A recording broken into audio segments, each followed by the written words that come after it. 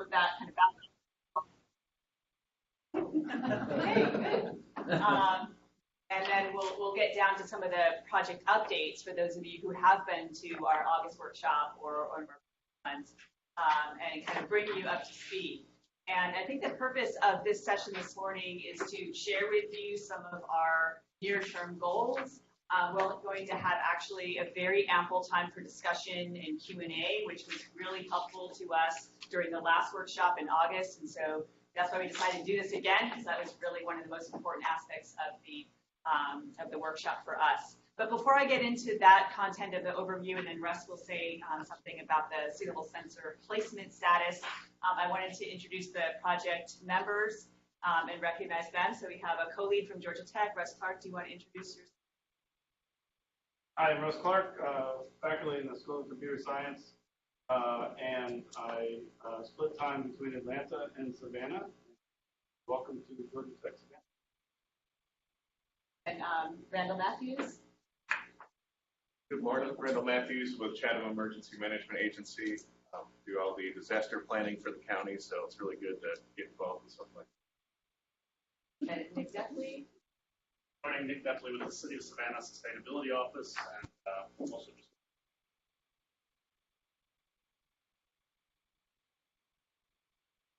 My name is Tim Cohn. I'm the program director for Seismic-based here in Georgia Tech Savannah campus. We are the K-12 STEM outreach arm. Hi, everybody.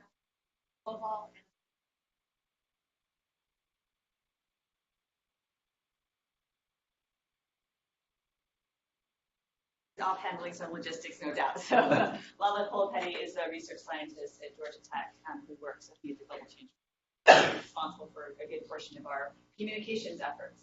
And so hopefully I can toggle this down. So this is just some of the high-level umbrella today. So we are operating under a grant from the Georgia Smart Communities Program, which is run out of Georgia Tech, but it's really funded by a consortium of public and private entities across the state.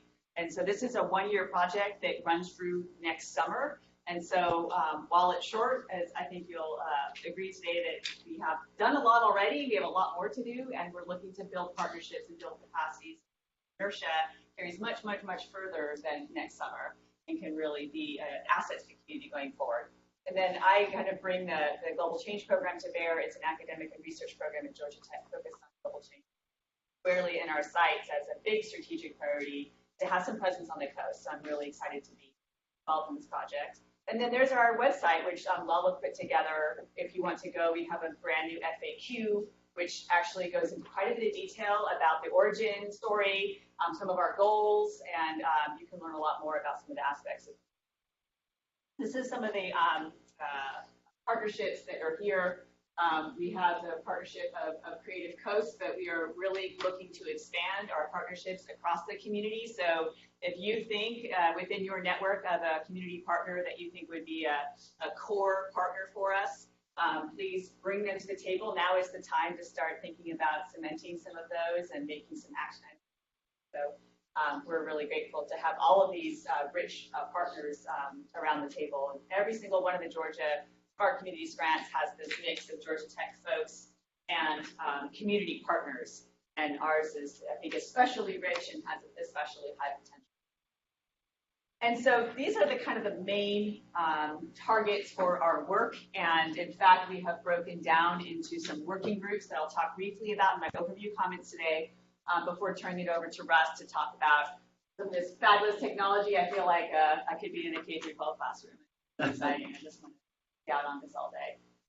So he'll talk about that, but mostly what we're getting towards here is providing some capacity around coastal flooding risk. And so we want to provide real-time, detailed information across the county to emergency planners and responders at SEMA and other relevant organizations, as well as work with the city to understand where are the risks most acute within the city of Savannah, of course, and to inform short and long-term risk assessments to help maybe work through decision support around coastal flooding resilience and coastal flooding mitigation. We have huge aspects of communication. And so these are the 4 working groups that we have in place right now. So we kind of did that at the last workshop, and we're continuing to move forward with these frameworks. And we have some leads who are going to present some material to the group during the working session today after this public session.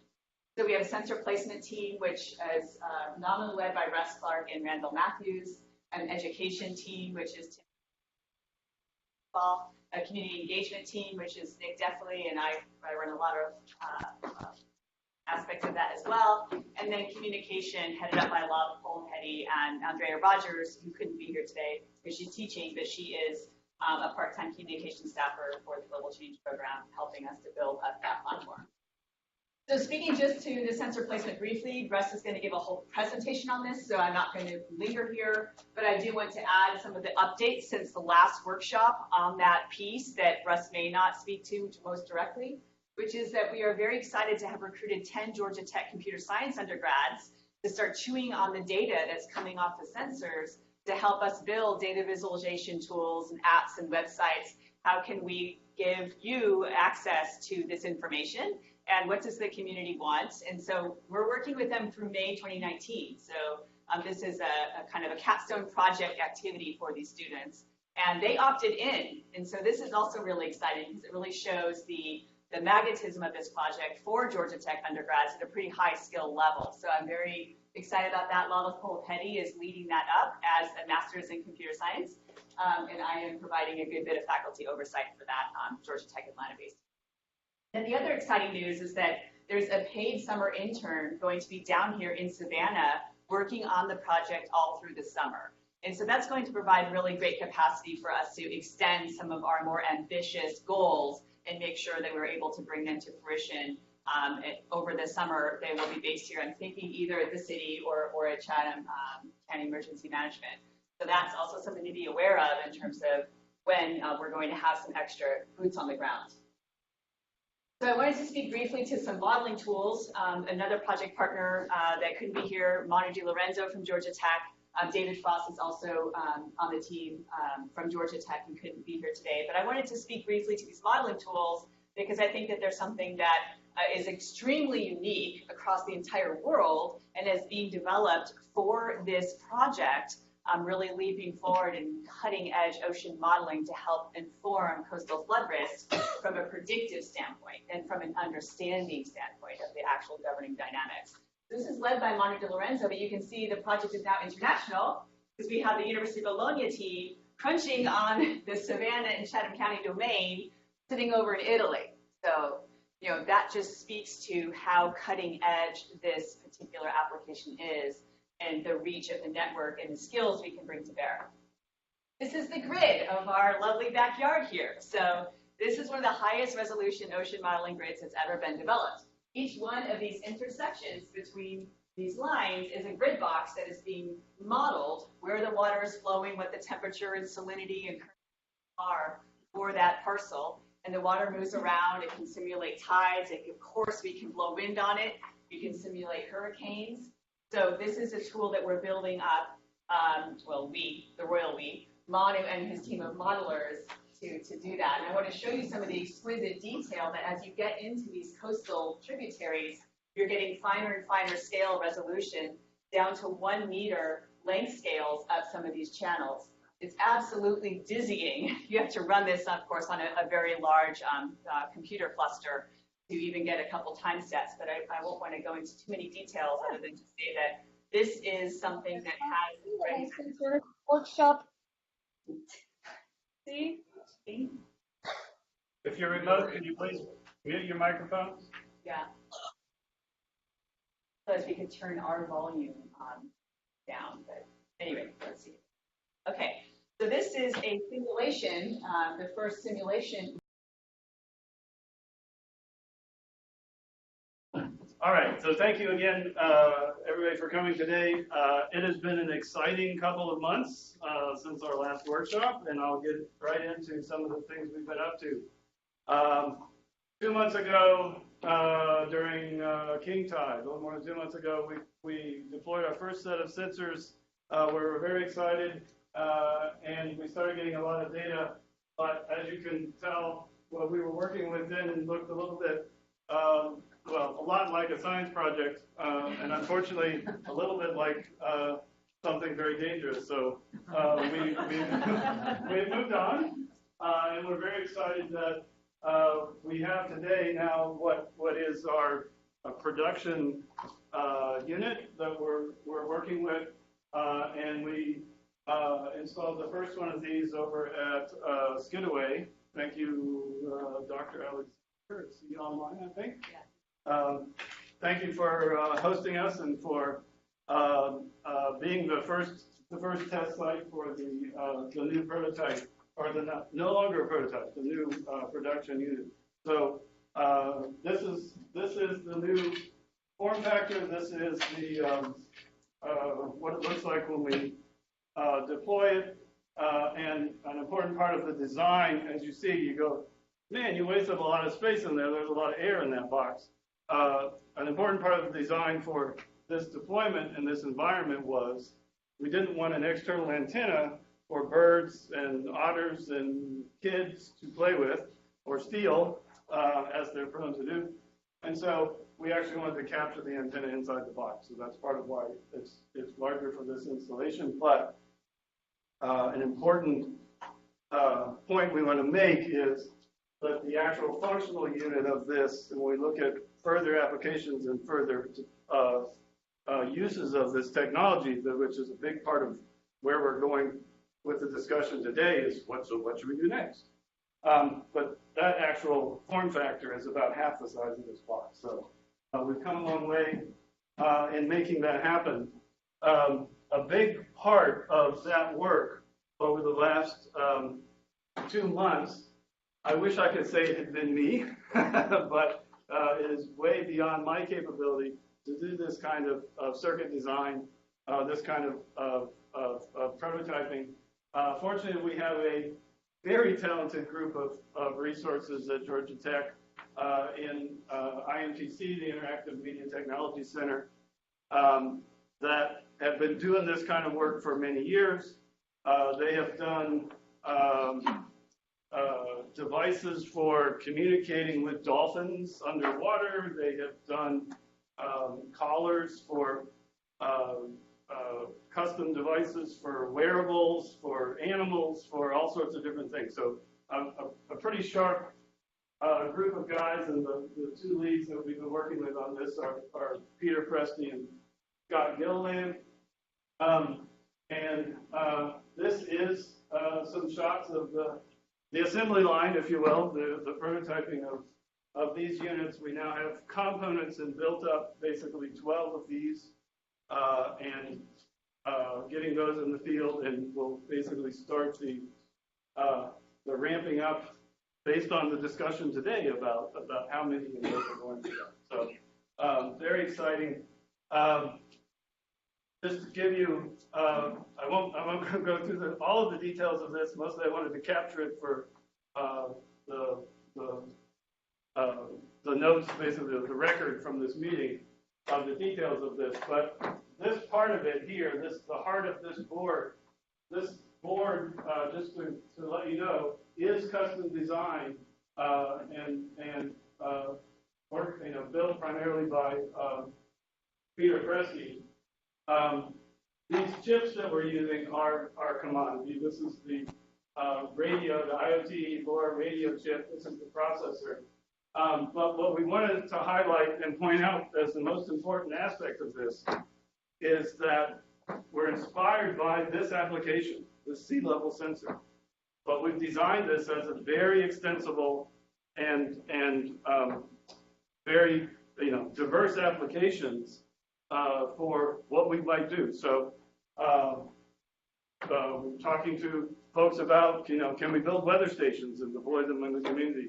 Can we do some, focused types of sensors on, types of, materials at the port, or monitoring not just sea level, but the quality of the water, those kinds of things. Absolutely, and that's how we designed this. People say, there's a lot of off-the-shelf boards, like this one here. Russ, you showed us this demo a year ago. Why didn't we just use that board? The reason we put the energy into building our own board is power management.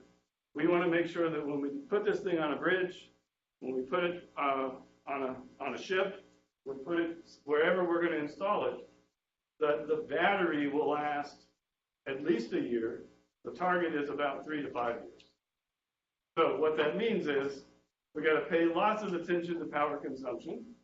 And basically what we've done in this design is every one of these ports that connects to a sensor is essentially a power drain. And we needed to be the ability to, through software, turn those off and on whenever we wanted to power them up. So you wake up, you take the temperature, you turn the temperature probe on, you take the temperature, you turn the ultrasonic on, you measure the distance of the water, you check the wind speed, and then you turn all that stuff back off and go to sleep. And then that's how you keep your battery from, like sleep like my students usually do in class. But no, that's different. Fortunately, you're all awake this morning, so that's helping keep us going. All right. So, how far have we gotten from a deployment perspective? Part of the story is deploying sensors on bridges, and we put them on different resources around, including out of Tybee and Skidaway. But a big part of the story, in order to get the sensors working, is the gateway. So this is an example of one of the outdoor gateways that we install, and this is an example of a cheaper version that you can put inside your house. We have installed so far, at least within this vicinity, there's several outside of this map, but I've attempted to show a circle that's roughly the coverage area of each of these sensors. So we're starting to build out the coverage of the county, but you can see there's still lots of holes. The other thing we've done recently is we've been interested in sort of community participation and getting volunteers to help host some of this stuff. And we have our first sucker. Sherry Lilly has been gracious enough to help us out and host one of these. She was patient while I spent the evening last week crawling around in her attic, figuring out a good place to put that. Thank you very much. You've helped fill in one of our gaps. But most importantly, she's helped us sort of debug this process. So what's it going to take for us to sign up more people to help host this? And so we're moving along in that direction, and certainly ask your help in recruiting folks. If you live somewhere that's not covered, hey, give me a call. I'll come visit. Yeah, that's what we're doing. Can I ask a stupid question? No stupid questions. I got a little lost on the difference between the box that you're installing in Yes. Skidaway and what these gateways. In order to get the data off of this thing, the whole purpose of this project is that we can get this data in real time. We can see, we learned yesterday of some sensors that are deployed that they only get it once an hour, right? Or maybe they have to go out and actually pull the data off the device. We want to be able to see this live. We want to see it in real time. In order to do that, there has to be some network connectivity, some way to get the data to the internet. We can use Wi-Fi. We can use cellular. We can use all sorts of different options to do that these days. But all of those solutions cost power. They're very expensive to operate the radio from an energy perspective. So the technology we're using is called LoRa. That's what this chip is in here. And that's what gives us the extremely low power, long battery life connectivity. Unfortunately, there isn't we have a cell coverage, we have cell sites all over the county. Unfortunately, we do not yet have LoRa receivers all over the county receive the data. And so that's what these are, effectively. These are the devices that actually receive the data from the sensors. It's not a one-to-one by any means. In the map so far, you see, he's only got 1 or 2 bridges covered with each gateway. So from an architecture point of view, that is by no means a limitation. These are designed to support thousands of sensors. And that's where the fun part comes next is, so we've covered 10 bridges within this gateway, but we've also got a whole bunch of other stuff we could look at, including things like schools that students want to do projects with this stuff, right? And those will be covered essentially for free, if you will, once we get this gateway infrastructure out. Yeah. Yeah, I'm new and I wanted to know, so this is all collecting data on coastal flooding. And could you go back to that picture where we have? Yes. Okay. Yeah. So how did you decide where you were going to put the sensors? And I guess what exactly are you finding with the coastal flooding? Hold the second one, because I have a next slide for that. The first one is, so far, honestly, it's where we can get access, right? So it's priority, looking for the low-hanging fruit of where we can get some deployments and get some test information to start coming in. What we're interested in is in the presentation that Kim did earlier, where she showed that model, and every river and every creek and we would like to get real-time visibility into as much of that picture as possible, right? So what that means is we start with, because our partners at SEMA started us with this challenge that we want to monitor bridges, so we're focused on bridges.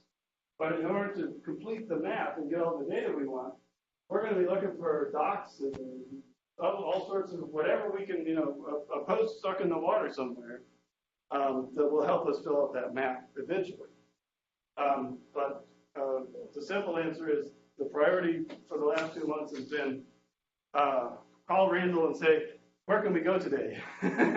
where can you hook me up, right? Yeah, because I was just thinking, there's other places in Savannah, of course, that have flooding issues. Absolutely, including a lot of the canals and another big step that we're very interested in is places where there isn't supposed to be water at all, which is intersections.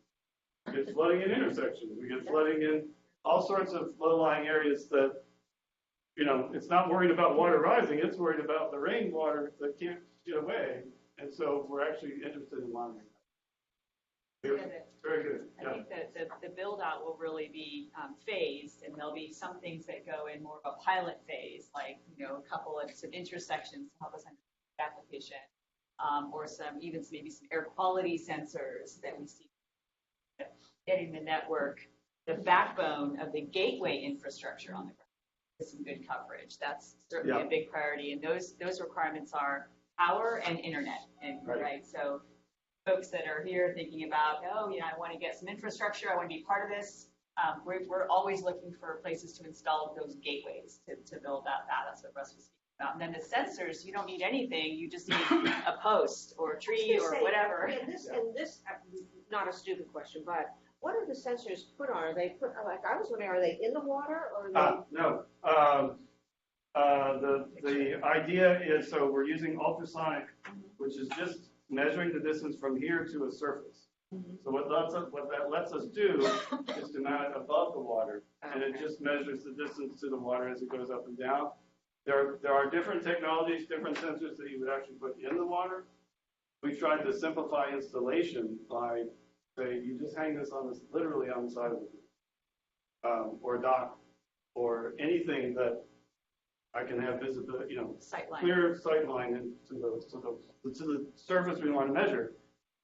But again, it's not just water, right? You want to know if someone's in your parking place? Mount one of these literally above. Literally, we have this, application, and have seen uses like this. It'll just tell you, is there a car there, right? Or the size of the truck, or whatever it is, right? There's all sorts of things. My children really don't like the ideas I come up with out of things around the house. But hey, it's all for science, right? One of the things that came up yesterday before you talked about our preliminary data, talked with the National Weather Service, is better handle on rainfall. Very much looks like we're going to make a push to get some rain gauges deployed on top of this architecture. because that's so spotty and there's such a need for that information. So poorly sampled now that we're doing that too. You keep poor drainage, like at the intersections, how do you keep the drainage issues separate from, the flooding from the Want to take that one, Randall? We're going to be sending all the information, obviously, so we're in the very preliminary stages. What is the cost of this? Get the sensors deployed. First of all, look at the data and then try to determine what is the root cause for this. on Victory Drive? Yeah, I know exactly what you're talking about. There's another level of monitoring that is again possible with this, is the actual monitoring of that drainage infrastructure. So in the pipes, right? Measuring flow rate, trying to figure out, is it backed up? Is this one backed up or not? So, there is a whole other level of that potentially. None of us have started going there yet. I mean, I've had conversations with civil engineering folks and et cetera about the potential for that. From the point of view of where we are today with this project, that's a little farther out, but absolutely potential. All right, so your other question was, so what have you seen with this? What you put all this work in, have you learned anything yet? I've learned a lot, but from the data we've learned unfortunately, we were inspired by 2 years of hurricanes, and this is year 3, and we've gotten several good opportunities to learn from data. So this is basically the week of Hurricane Michael. I have to now remember there's 2 different M hurricanes. Michael, just a few weeks ago, and typically what we see as storms approach is there's an amount of time where there's an offshore flow, and there's an amount of time where there's an onshore flow, and depending on which of those we were on at a given time is the difference between what happened here versus what happened in North Carolina with Florence. Obviously, they were on the bad side with the onshore, and we got more of the offshore. When Michael approached, we went through a couple of days of onshore primarily, and we saw regular water levels that were this is the tide. We have swings of 8 feet as much as 8 feet, 9 feet around here. But what we saw for a couple of days was generally this pattern was raised because we had onshore. But then as the storm passed, guess what? We started getting that offshore flow, and everything, settled down much lower. No one's surprised by this. This is what we're expecting. This is great confirmation that the data we're getting is actually useful. And this is the first time I've ever been able to and see what I did in this graph. And is all this back yet? Yes, I'm so glad you have 10 students going to work on this, because I have to sit with hours with Tableau and do this myself now. I can't wait until it's automatic, right? It was great to be able to validate that, and to also see things. This is very subtle, but I'll just kind of identify it is what we generally see is the light green one is tidy, so it's farther out near the ocean, and in general what we see is all of the events, peaks and valleys of the highs and the lows occur a little bit earlier, a little bit sooner, 30 minutes to an hour earlier. Again, that's what we understand about how tides work. We know that. But what we're looking for in this data is when we have the storm event and it changes that behavior and it moves all the water in one direction where it's not supposed to be, what it does is reverse that, and now we'll have places that are usually early, and now they're running late and they're running full, right? They're running higher because of the wind or changes in current flow or whatever. And so that's what we're starting to be able to, that was the whole point of this, and we're very excited. That's what we're starting to be able to see. And this was from only 4 sensors from 1 week. Again, the whole point is to have that rich picture of the entire county, and so we can see what's going on. The other thing we've learned from this analysis, quite honestly, is some head scratching, and we need to go back and make sure we are doing our elevations and doing our surveys correctly, because that red line that is always higher than all of the other lines really shouldn't be. You see the red line starts here. That was the Monday before Michael got there, when I called Clark and said, Dr. Alexander at Skidaway, and said, hey, I'm coming with a sensor. Make way, right? I have my screwdriver. We rushed to get it in place so that we could see this view. They did the survey for us. In talking to David earlier, we think we might have an explanation as to how that survey ended up a little different from the other ones that we did. And so we already know, we've already learned something about the need for calibration of this data. So exciting. We're very happy to already be improving the project based on what we're seeing. Yes? So that week was also a week of king tides, right? We had, as if I'm not mistaken, it was just before that. Yes. There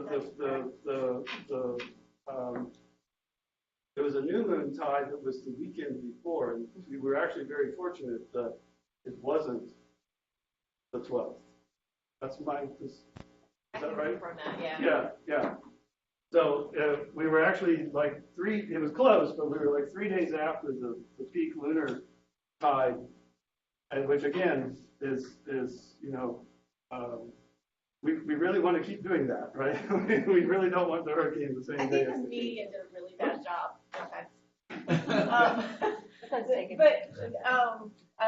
When the whole community doesn't understand the way these guys work, and the communication as a resident with properties that flood, it's horrible the way the news spreads, and it doesn't get communicated correctly. But that storm came in just behind the peak tide. Yeah, and I think that's part. So we've talked about this a lot, right? This community education about what this stuff really means is really important to us as a goal for this project, right? I was talking yesterday about, they say on the radio, high tide at Tybee is 9:12, or at 10 o'clock tonight, and it's a 8.2 foot. Well, what does that mean to me? So I know where to put my beach blanket. That's helpful, but no, it doesn't help me know what's going on in my house. And more importantly, this morning on the radio, they talked about the tides tonight, but they didn't mention the one at 10 o'clock this morning that is the 9'2" or 9 or whatever. It was like, well, that was kind of the important one. You should have mentioned that one, right? Can I ask a question? Yeah. On that data, do you have, so I guess you probably don't have it for Skidaway since that sensor is new, but it'd be helpful on the graphic to sort of understand how that data. Yes. I mean, it's a lot of curves and, Yeah. And that is exactly as I was looking at this, I had the same, well, this is useless without knowing if this is normal or not, right? This would be really helpful. And so I think. How that for the other locations? Is that some sort of overlay you could put together? I think that's something that we're going to work on and try to figure out what is the best. Again, so we have tide charts. And they usually have an offset to this is what you should see at Thunderbolt versus Tybee, right? But so that's one reference, right? That's one model of normal, right? But then those don't take into account wind or other weather events, right, and things like that. So yeah, trying to figure out exactly how to make that meaningful, and so people can interpret it, I think, is a really important part of what we do with this next. Right? I think hopefully the ocean model will allow us to a kind of a baseline representation of what normal is, right, in all of its detail. Then you can look at the differences across these kinds of events, and of course you can explicitly model that in the model. You can take those Michael winds, exactly parameterize them on top of that, and then figure out if we do a good job at simulating that with the data that we have. So that's another interpretive lens we could eventually bring. But the near-term goal of getting some baseline against which to plot the real data would be really important on the existing model. A good example of where there's a baseline compare and then the normal is the tide gauge at Fort Pulaski, the NOAA tide gauge. And this was another Russ banging his head against his computer for a couple of days while he figured out that they use a different offset. They use mean little waters instead of the survey height. And so, we were off by a good meter from them, right? But there was a good explanation for that. And again, which of those numbers is the reference when they say it's a 9-foot tide at Titan on the news? No one knows what that means, right? Again, so, all right. Thank you for all the questions, and we're never keeping to an agenda, but that's the point of this meeting. Right? All right, so I'm almost done. This is the truly ongoing work, and it's time to start asking the community for input as to, okay, what do you want to see from this data? We're building APIs, programming interfaces, so that people can build apps, people can do the data analytics, so it doesn't just have to be us doing it, so that students can do it, so that the community can get access to this for all sorts of different purposes. And so what we've been starting with is what I call kind of the raw data, which is what's coming off of the sensor. And it's good, and it helps us validate things, but it's noisy, there's errors in it, but also it is truly just, what's the distance from here to here? And again, there's no reference to sea level or any meaning to that for anybody, except you can see the wave and try to figure out, what does that mean to you? So what are we adding to that? Sort of the next level, obviously, is what people really care about is, so what is the sea level at this point? And that's where we basically take the survey data, we do the math, we throw out the noise, we clean it up, and we present to you what we actually observed as what should the sea level be at that point. And that's what I was graphing in the previous graph is actually so that you can actually compare the data from 20 different sensors and make sense of it. Get some meaning out of it. And so this is just one example of what that might look like. And some of the different queries that we might be able to support or that we can support today. But again, this is asking for input on what do we want. So Russ, do you calibrate the distance actually, or do you just relatively look at time of day and tide height? Do you actually calibrate the distance? How do we know the height? Yeah. When you install one of these. Okay, so when we install it, right, we have a survey team come out and tell us the reference height of the sensor itself. And we use the NAVD88. NAVD88 and Trimble GNS. So it's accurate. It's pretty accurate, right? Yep. So, and then you just determine water height based on what you're measuring, right? So this goes in, the exact altitude of this goes in the database. And then basically I subtract this distance, whatever this is reporting, and say, okay, that's how high the water is. And it's that simple, right? Wow, that's too easy, right? That's all we're doing. But no, we're making it work at scale. But anyway, so last slide. 12 sensors ready to go. We're going to start, get those out in the field in the next 2 weeks. The other big thing that we've added here, this is a temperature sensor. It's also barometric pressure, but temperature is what we're most focused on to start with. And so all of these will have a temperature sensor as well.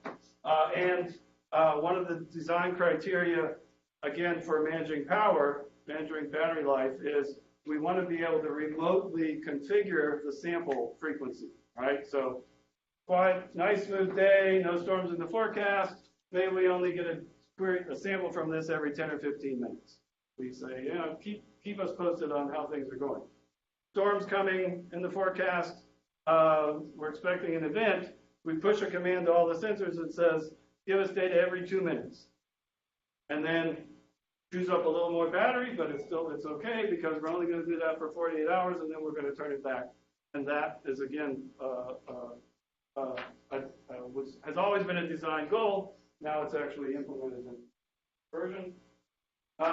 Pushing on gateway deployments, and looking again for volunteers. But even if you're yourself are not interested, if you know a community organization or some, a neighbor that might, or somebody that has a dock somewhere that might be interesting, please. We're now to the point where we're able to start looking at that. And then, of course, where do we go next in terms of community involvement? And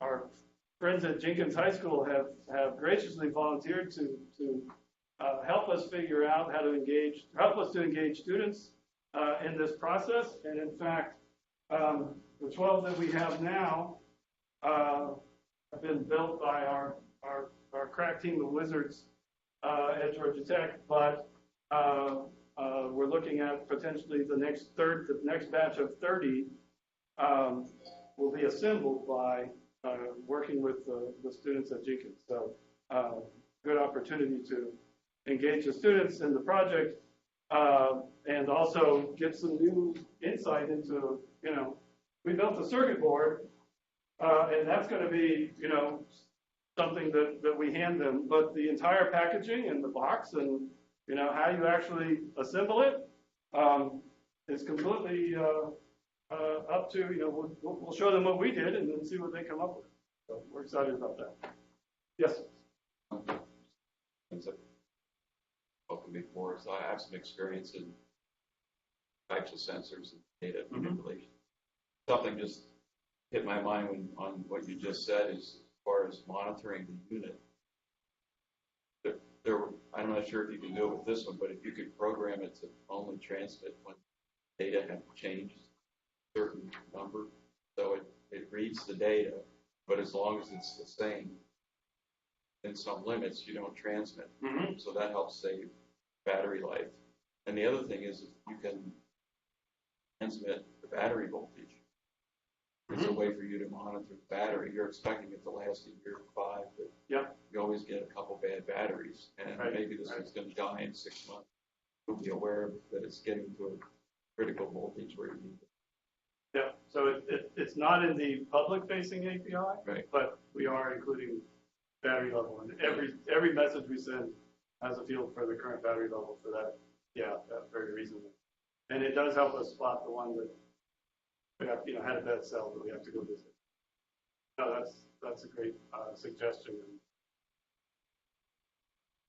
I just wanted to say one quick thing on the community engagement education piece, which is that James has been granted some funding to develop some curriculum for middle school applications around this project. So sea level, STEM application, data manipulation. So that will be going forward for sure.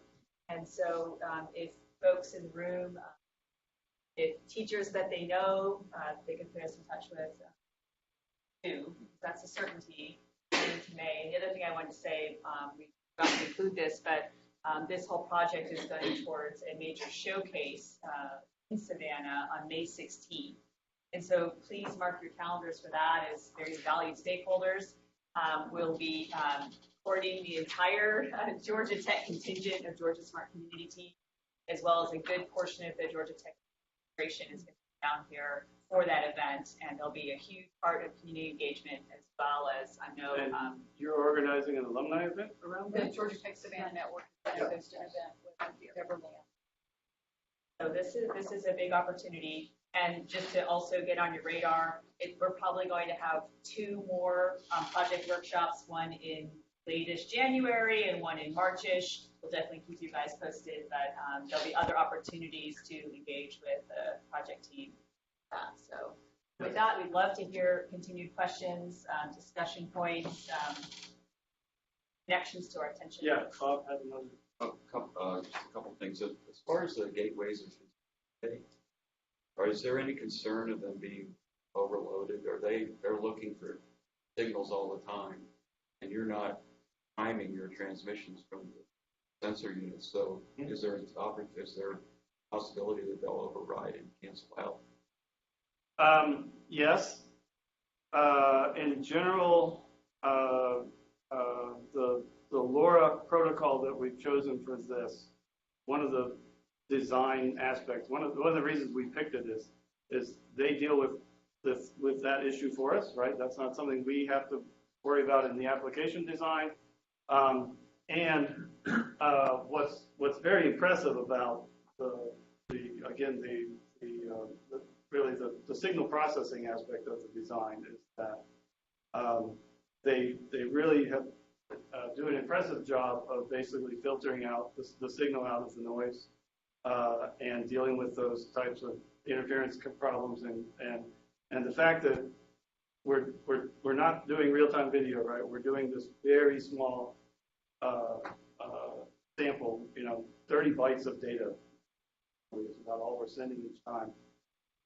And so there's a lot more forgiveness, I guess, given that. And so we truly expect that, and have seen in commercial deployments of this technology around the world, right? It's not completely new from that perspective, that it really does scale very nicely up to thousands of devices because, again, you're transmitting every 10 minutes for,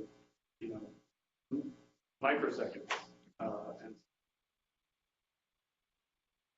so the odds game is in your favor. One other thing, and this has to do with modeling. In the program that I was involved in, we basically had the similar goals. And the one was to allow people to react to and the other was for the response to that afterwards. FEMA or whoever, where do I need my resources to go first? Remember the event, bring the data so we can go back and. Then the final thing was helping the modeler to.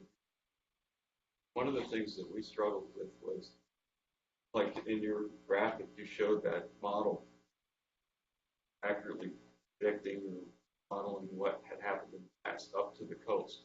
Once it gets to the coast and moves inland, in this environment, there are a lot of waterways for the water to move up through, so it's kind of like modeling the coast. But once it gets inland, it's much different. It's like if there was a wave of water that went through this room without any furniture, pretty much predict the water level is going to be at that end. But once you put furniture in, houses and other structures, then it's different. So do you have any plans to put in sensors as sort of a transect across a critical flow path that you can help to predict what's the water level going to be like once it actually gets into the second street of the community? Great. Yeah. Yes, so the network will be quite distributed, and as you just build that back to Indiana, that kind of backbone hub of gateways, pile on from still frontline coastal communities all the way up to Indiana, and everything in between, including a good portion of work down in city of Savannah, right? Very near-term deployments down there. So from the modeling perspective, what they're trying to do is create a seamless model that goes from the inland environment, includes hydrology, what you're speaking to, the flow of water on ground surfaces, freshwater contributions during storms. You guys get it from below, but you get it from above. And so you need to model the land-to-water interface in one seamless mission. To be honest with you, that's not really done very well with even our highest cutting-edge models. And so this is the ocean component, but what they are doing next is layering up the flows from all of these, and you actually can rain on it as well. And so we'll have that grid will be what we call a coupled simulation. That's what they're moving to. Yes, then we could compare those simulations during different kinds of storm events where there's either storm surge in play or not, or heavy precipitation in one particular area. To throw a lot of stuff at this model and say, what is the county risk map? What's going to happen if we get this kind of in, plus that, able to map that out in a longer term risk assessment, but then to compare to our real data on the ground that we have in the hindcast mode. Seems like it'd be really interesting for them just thinking to model what happened with Hurricane Florence. Yeah, in, we like, can have these, North and all the South Carolina, where hurricanes. you've got the overland flow and the storm surge and everything. We don't have the network deployed for Hurricane Matthew and Irma and even Michael. We just have, obviously going forward, we'll be getting going to get more sensitive benchmarking data set.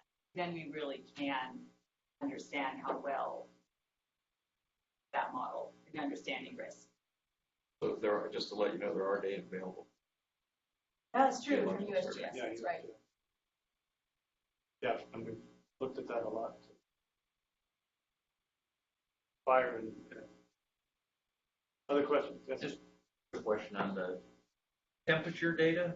You're now collecting temperature data. That's water temperature directly below the site. It's actually, no, air temperature. Air temperature. Yeah. Different technology. To get the water temperature, we're going to have to put something in and we've been avoiding, for simplifying the installation, we've been avoiding putting something in the water. But I'm trying to think through my fishing app. Yeah. No, and so I actually, no. So on my dock, I actually have a probe in the water that measures temperature. So I'll tell you, I'll send you the link to that. So we have, and so we do have some test units that do that. And if we get an app, if we see the demand, if you will, the community interest in it, and find a way to fund that aspect of the project. It's a very doable thing. We just haven't done it yet. So it's temperature inside the unit we're looking at, and so for now we're essentially getting temperature for free. But as one of the things we discussed yesterday, because we're sitting over water on all of our temperature probes, we're going to see a very mild view of the temperature in Savannah.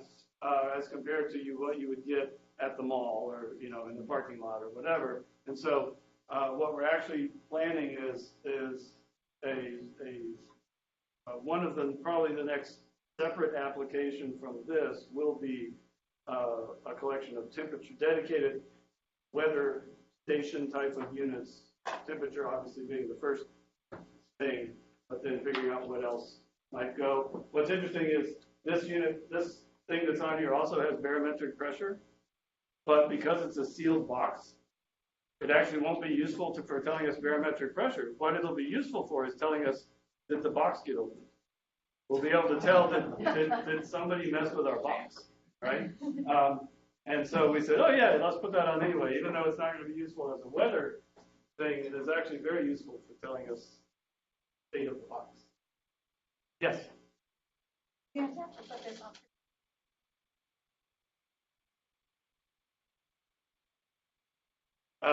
I would say yes. You want to, yeah? Yeah, so that was kind of the design goal from the get-go that kind of inspired this whole project, is seeing which bridges got impacted by storm surge.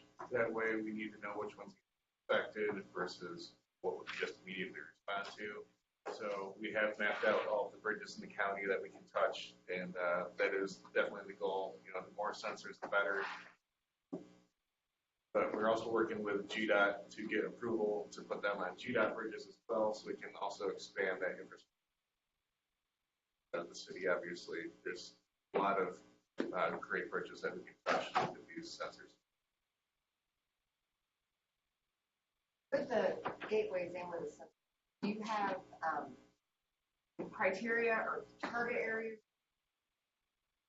Because there's lots of ideas that I'm sure that everyone in this room has on different places, but what are your priority and criteria? And then sensors, priority or bridges, and you already have those mapped. There's lots of public resources like, boat docks and parks and things like that. So explain kind of your prioritization. So I'll be honest and say that's a goal for this forum. No, for this workshop, okay. For this forum is actually to help us set those priorities and figure out what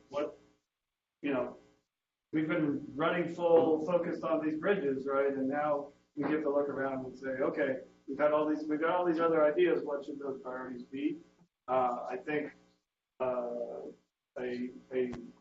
there's lots of parts of the county that are far enough inland that the storm, the immediate rising creek isn't the issue but certainly, as we already talked about, rainwater runoff and pooling water from storms is an issue. But then also this heat map view of the county where we could start to identify some of these things with temperature, I think is a priority. But again, that's kind of what we want to hear from you. What other suggestions do you have? How do you help us? I mean, we definitely want to reach the entire county population, not just a select few. And so making sure that we find the right use cases for different neighborhoods, right? Not everybody has the same needs.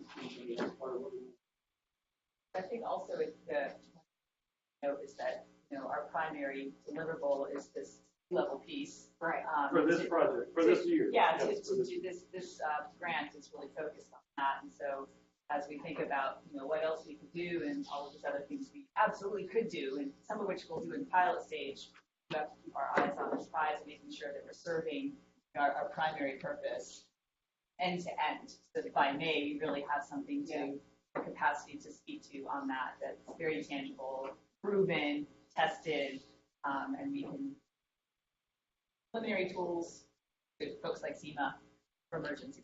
So on the sea level rise, are you working with this? That's what you're doing? That's a partner that we're trying to get involved with as well. So Okay. we're still in the beginning stages of this. Now that we kind of have this platform, we're looking to see who else we can bring into this. We're always trying to solicit additional partners to workshops and understand the program. We know that this is a scalable program. Where do we go next? Who do we need to work with? Yeah.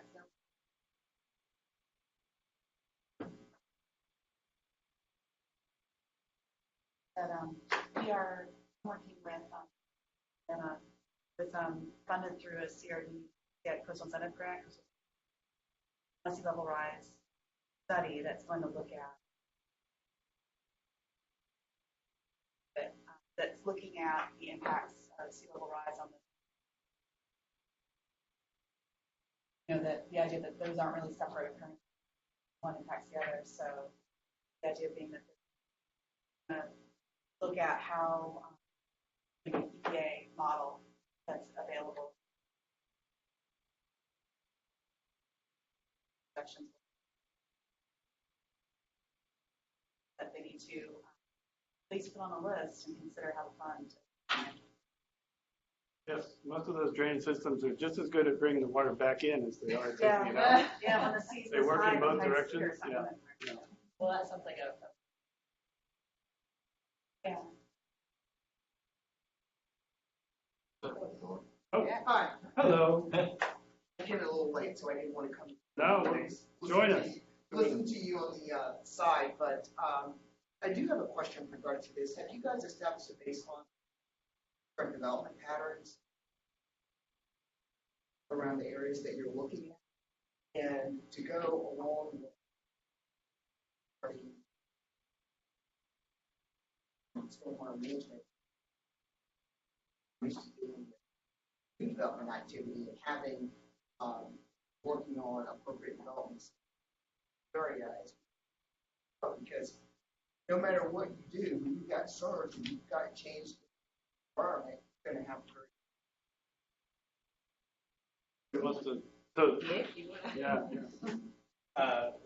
Well, that is kind of the longer term plan. I think what we want to get from some of this information. I think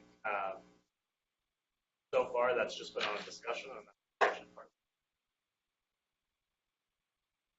I mean, I know that there's a lot of data out, done some incredible stuff, and Hoboken just got this incredible $1 million regarding search, especially in the downtown area. But I was curious, as part of what you're doing, look at that program that they've got with regards to dealing with whether that's something that you're looking at as you're trying to capture what's going on with supplies and its impact on and inland areas. And then last question is, what are you doing to got to some of the low citizens that live in these underlying areas that have no idea about what to do and can't necessarily therefore assessments that they need to do as we're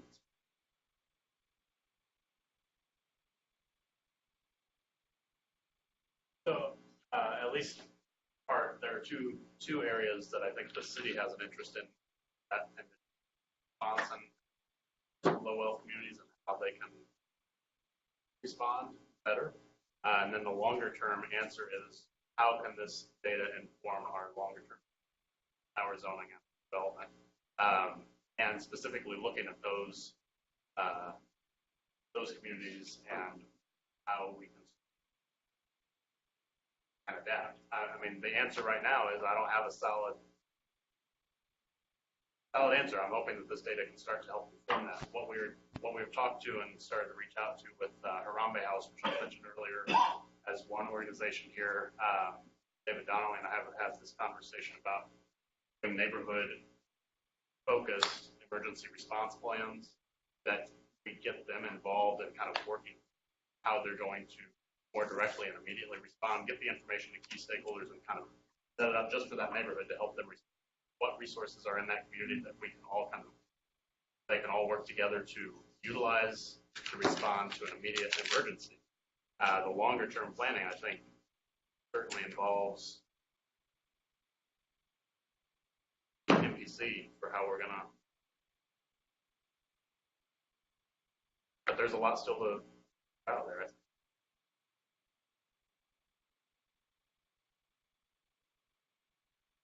Yes. Dr. Alexander. Oh. Lois, can you check the question box? Yeah. I've been called out. Oh my, 13 new messages.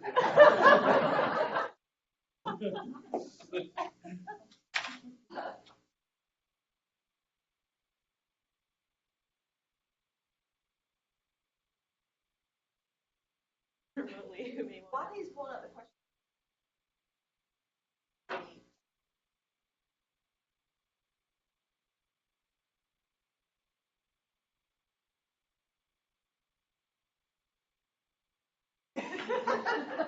Just an idea would be a no.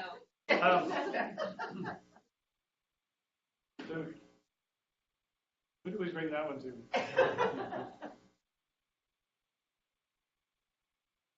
Could you repeat the question? I was curious if there have any thought of integrating this data into monitoring for the effectiveness of the mitigation of harm. That is a good question.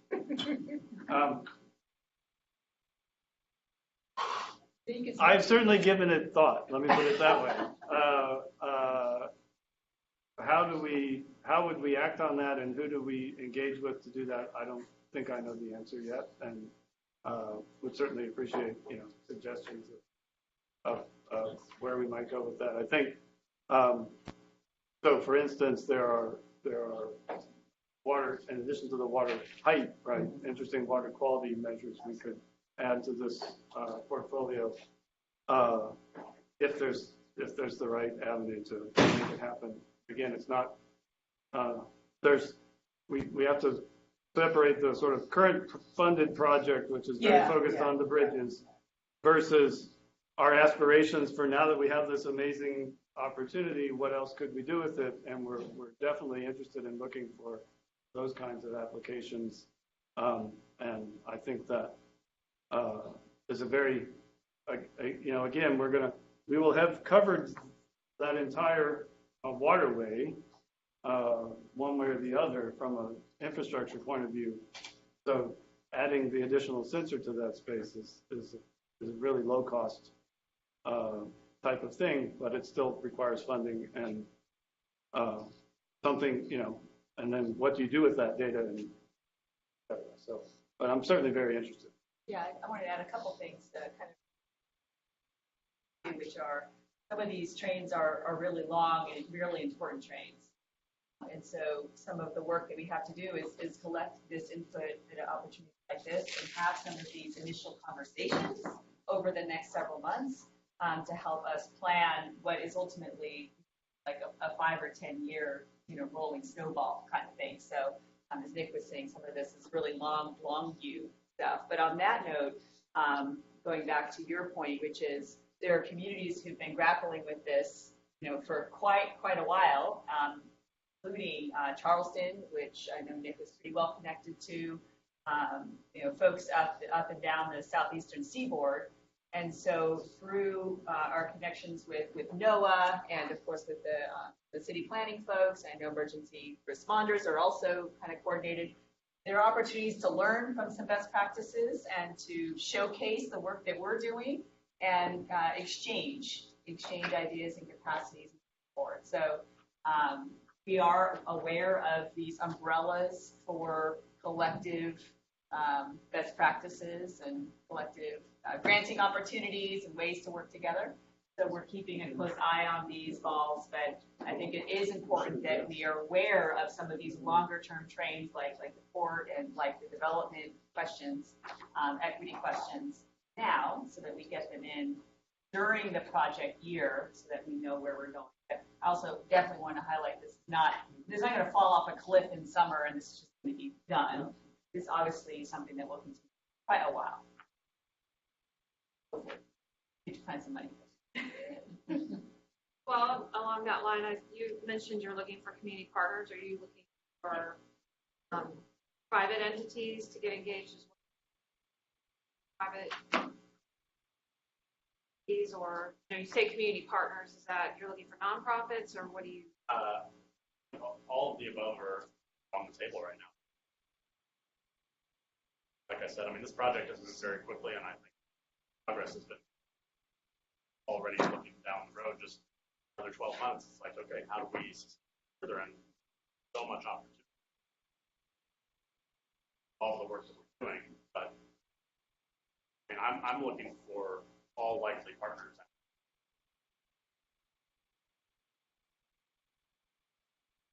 So when the grant ends, is there an opportunity?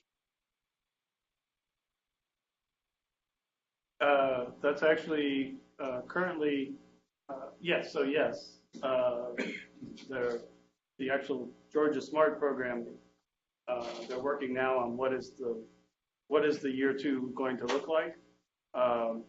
But quite frankly, that was a relatively small amount of money compared to our ambitions here, and so we're actually and a year 2 renewal would also be so. We're definitely going, we are actively looking at other sources and ultimately both for growing and looking at new application spaces, but also we have to remember the thing we're already doing needs a sustainability plan. Understand what's the true operational ongoing cost going to be of this thing, and that's part of our goal for this year is to actually figure out what's the right way to make sure that gets supported going forward. So we certainly are looking for all, everything's all, including a number of grant proposals that have already been submitted, fairly big size related to the modeling work and other aspects of it. That's ongoing and will continue to be a part of it. So there was at least one question. I think a lot of this we've been discussing, but there was a question about how does the model take into account differential subsidence? Yes, thank you. Docks, bridges, natural vegetation, roughness coefficient. That sounds like you kind of already talked some about that. Yeah, I didn't pull up the slides that show how the model interacts with the built environment, but goal is to put in as much of this as we can into the model built environment. So that will include, big infrastructure, major infrastructure. I'm assuming that will include any kind of GIS-related data we can get about the county to that model. So that's from the dynamic modeling side, but also from the project, you mentioned that grant that just went in, that was a kind of a resilience planning toolkit that we hope to use during the built environment, the dynamical environmental parameters from the ocean model, the integrated model, as well as public health metrics. And so that's all an ecosystem that can enable scientists, engineers, and community partners to figure out in quite a bit of detail, basically, down to a neighborhood level as to what that risk looks like and how it interacts with community parameters of interest and well-being. So that's kind of speaks to that, but we can get as detailed as we want. But obviously, first, the primary goal is to make sure that we're doing a job on that land to ocean gradient. Really doing well with the tributaries and the rivers, all runoff, and how it interacts with the ocean tides, and then we'll go from there. But just kind of was thinking earlier, or after, for the modeling, modelers have some grids that are highest uncertainty in prediction. That's where you would target. Collect that data. Yeah. And so when you were just saying that, reminded me, talking about funding is I was working state level education grants from FEMA. Way to collect funding.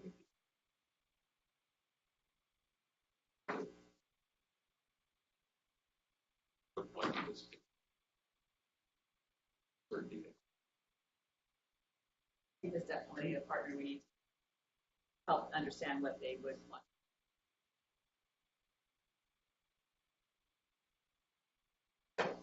The 12 sensors that are ready to go, are those part of the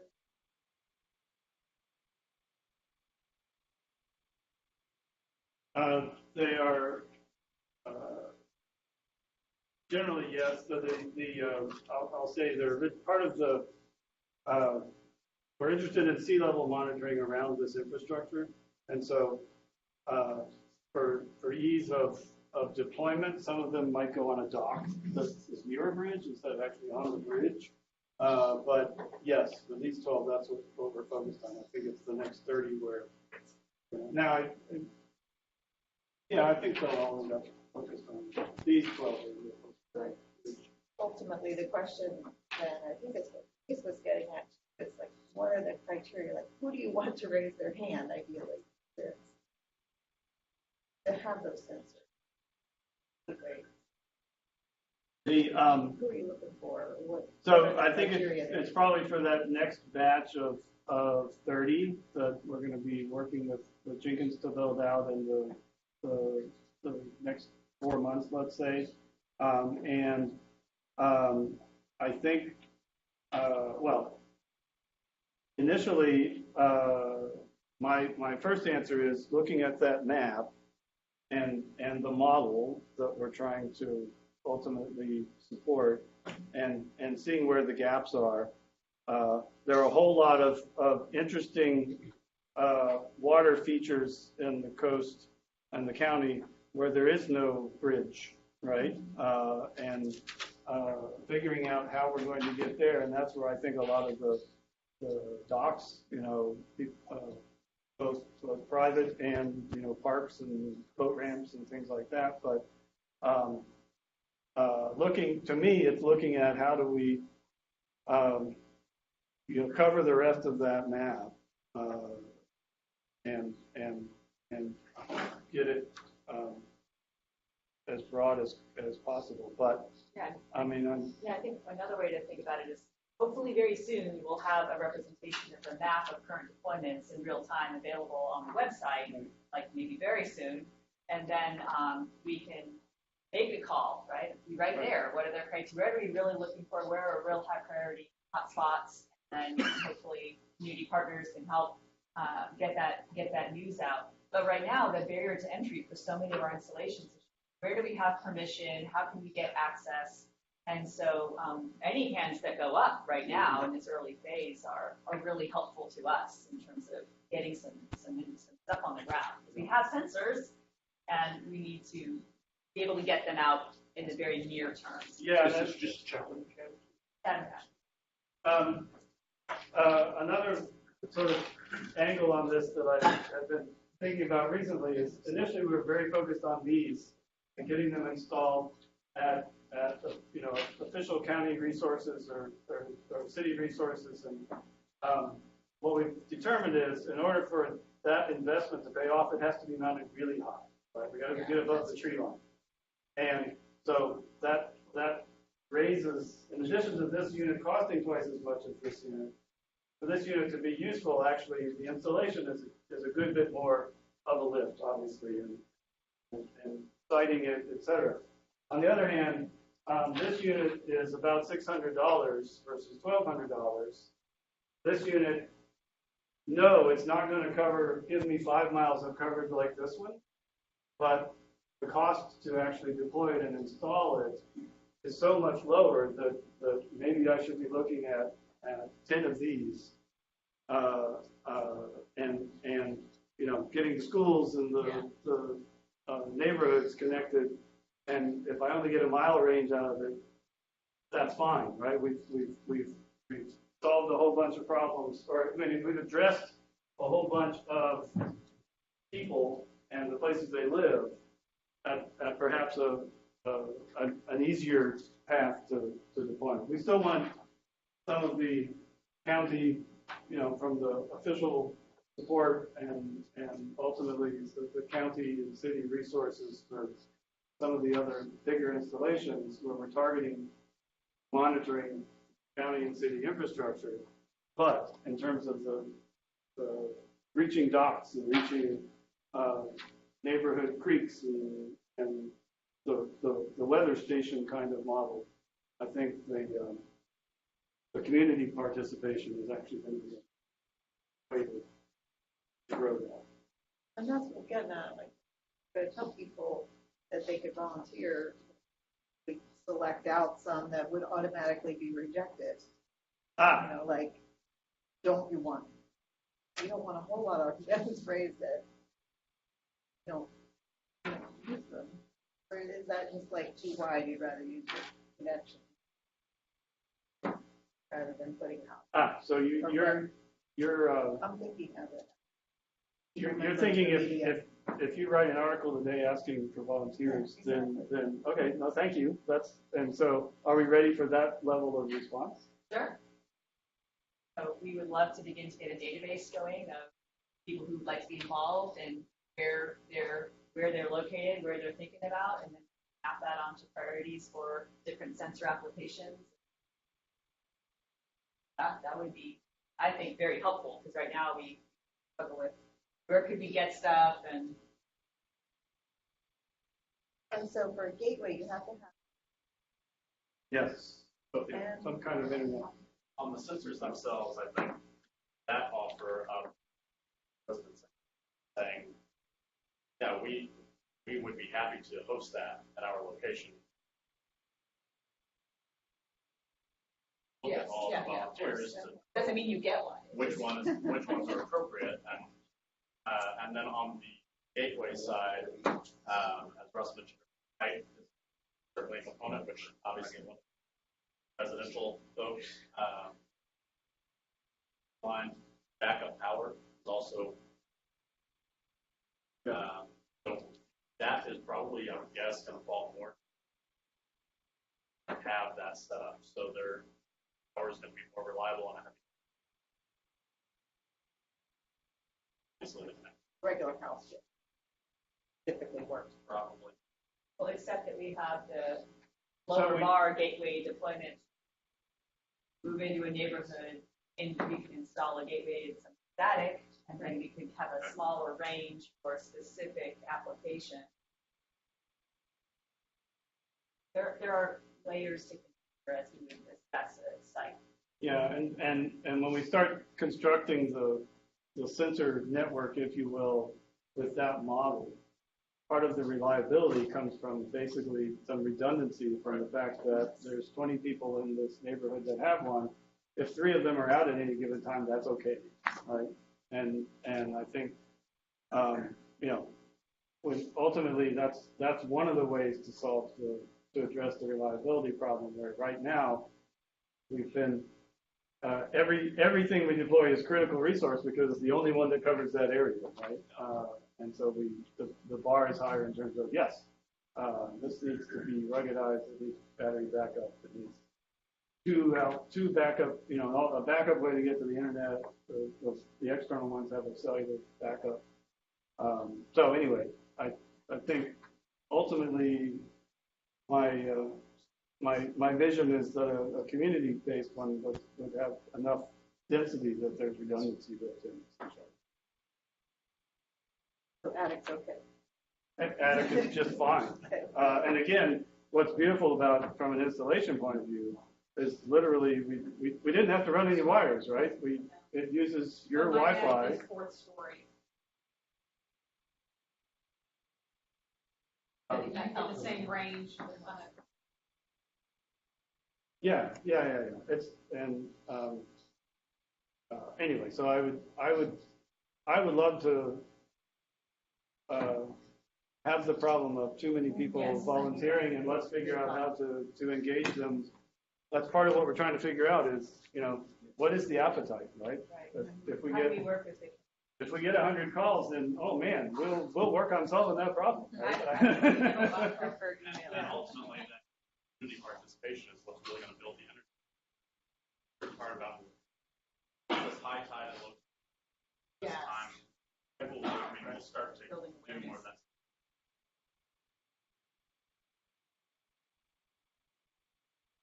Push a lot of communications, like alumni. That wasn't that involvement yet, but if you do,